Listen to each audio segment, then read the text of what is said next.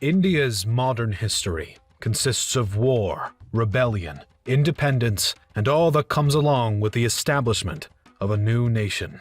From world wars to independence from the British to the Indo-Pakistan Wars, a lot has happened for the young sovereign state in the past century. When World War I broke out, India was still under the British Crown and was, therefore, an automatic contributor to the Triple Entente's war efforts. Over 1 million Indian troops joined the fight, making the Indian Army one of the largest armies involved. In the Second World War, India sent over 2.5 million troops to fight under British command. While India itself was not really in a position of authority during these wars, due to their contemporary lack of independence, both events were still a notable part of the country's history, given the number of men who joined the fight alongside Britain.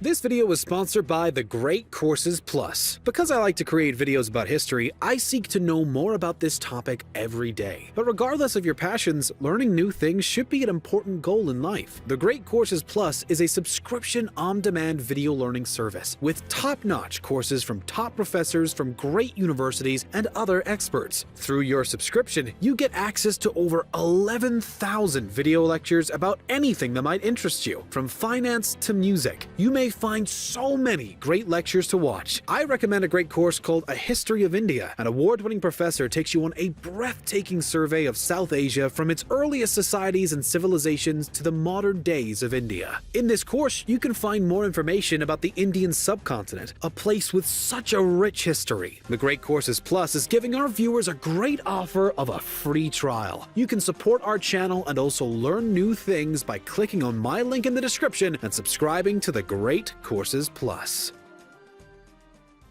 Though the Allies won World War II, the effects of the conflict were impressively damaging for the British Empire. Agreements with the United States led Britain to begin decolonizing many of its territories and paved the way for India's independence movement to be accelerated. On June 3, 1947, the last British Governor-General of India, Viscount Louis Mountbatten, declared the partitioning of British India into India and Pakistan, and the nations became their own sovereign states by August 15th of the same year. This break from the British Crown gave both countries the choice of staying in or leaving the British Commonwealth, but in 1949, India chose to stay. By this point, Jawaharlal Nehru had become independent India's first Prime Minister after serving as the leader of the Indian National Congress prior to 1947. The deputy prime minister was Vallabhbhai Patel, who played a significant role in teaming up with Mahatma Gandhi and Jawaharlal Nehru during the independence movement. Under his and Prime Minister Nehru's watchful eyes, a dramatic population exchange occurred between the Hindu majority of India and the Muslim majority of Pakistan, in addition to the First Kashmir War between the young neighboring nations. The first of 4 Indo-Pakistani conflicts, the Kashmir War, was a conflict over the princely state of Jammu and Kashmir and lasted from 1947 through 1948. While the provinces of Bengal and Punjab were to be divided between the newly formed India and Pakistan, the fate of Jammu and Kashmir was still unsettled, and Pakistan, anticipating the dissension, decided to mobilize tribal militia groups from Waziristan a few weeks before the war actually broke out. The reason why Jammu and Kashmir's destiny was so uncertain was due to the fact that the princely state was led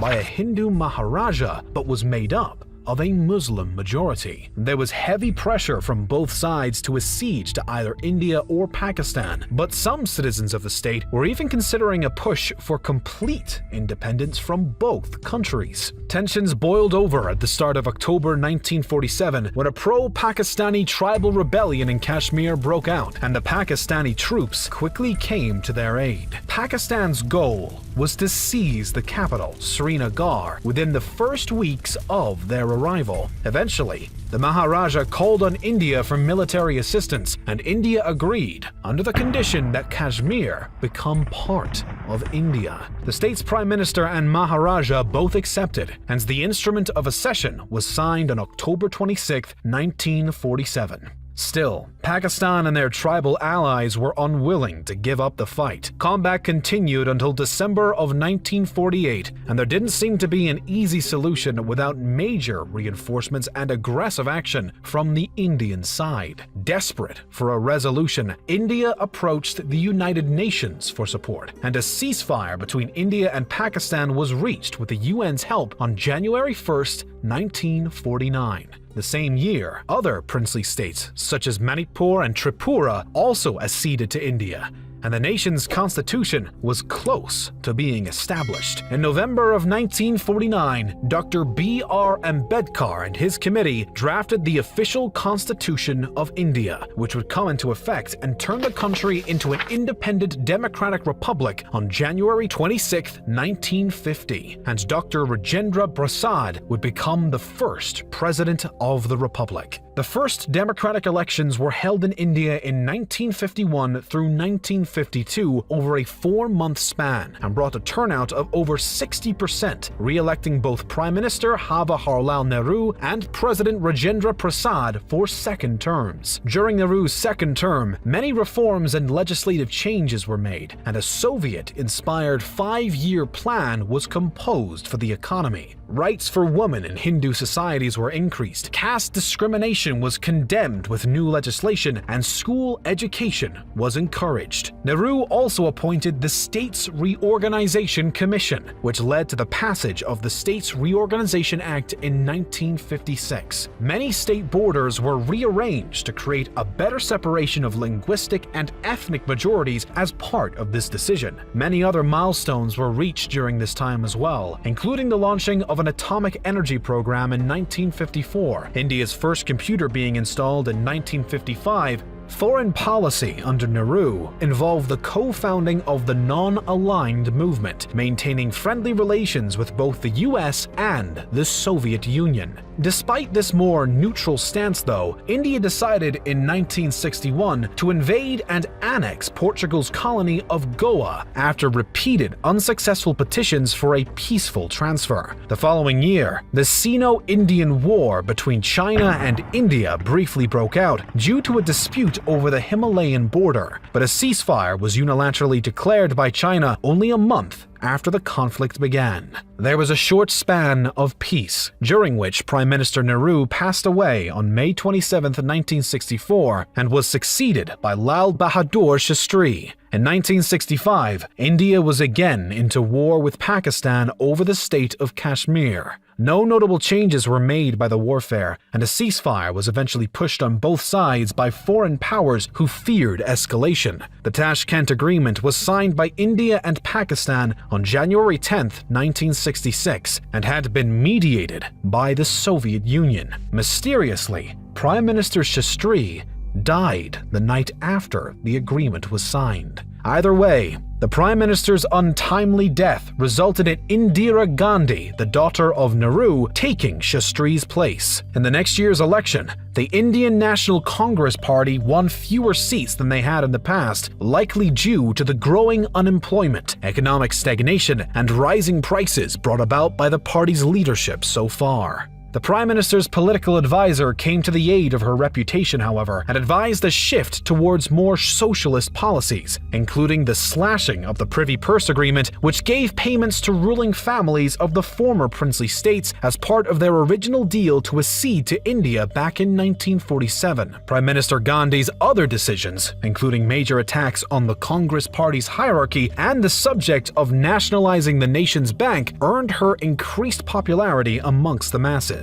Gandhi won re-election in 1971 and had now obtained an even larger majority, which only grew further as a result of her decision to intervene in the Bangladesh Liberation War, bringing about the Third Indo-Pakistani War. The conflict resulted in the freedom of East Pakistan, now known as Bangladesh. India also increased its involvement in world affairs, signing a 20-year Indo-Soviet Treaty of Peace, Friendship, and Cooperation administration in August of 1971, aligning with the Soviet Union and adding strain to its relationship with the United States. In 1973, a rebellion broke out in the Kingdom of Sikkim, led by anti-royalist rioters who wished to abolish the monarchy. After 2 years of discord, Sikkim's prime minister reached out to India's government with an appeal for Sikkim to become an Indian state. The offer was taken, and the Indian army made their way to Gangtok in order to get some control in the region and disarm the Sikkim Palace Guards. A referendum was then held, showing a 97.5% favor for putting an end to the monarchy and integrating into India. On May 16, 1975, that wish became a reality, making Sikkim the 22nd state of the Indian Union. While India grew, Prime Minister Gandhi's popularity now took a downward spiral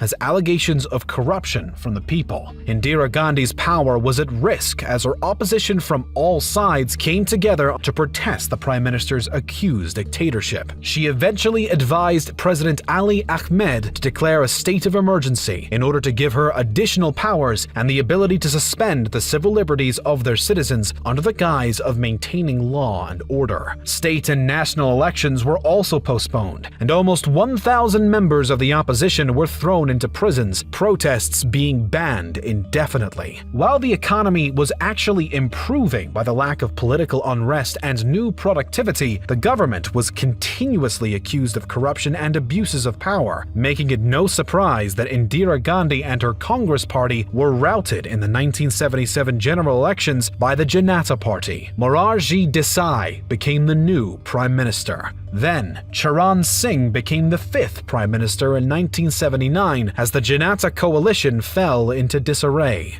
Singh's interim government was replaced in January of 1980 by Indira Gandhi and her Congress Party once again, although after a rise in tensions and violence in the Sikh community of India following Operation Blue Star and the raid of the Golden Temple, which was being used by rebellious Khalistan militants as a hideout, Indira Gandhi was assassinated by her own Sikh bodyguards in 1984. Anti-Sikh riots erupted in Delhi, and thousands of Sikhs perished as a result. Members of Congress were accused of inciting the violence, but the party was fairly unfazed and moved on to choose Rajiv Gandhi, Indira's eldest son, as her replacement. Under Rajiv's administration, Parliament was dissolved in 1989, the Congress Party gained a 415 to 545 majority, and many reforms took place, as well as improved relations with the United States. Prime Minister Rajiv had a mostly flawless reputation, known by the press as Mr. Clean,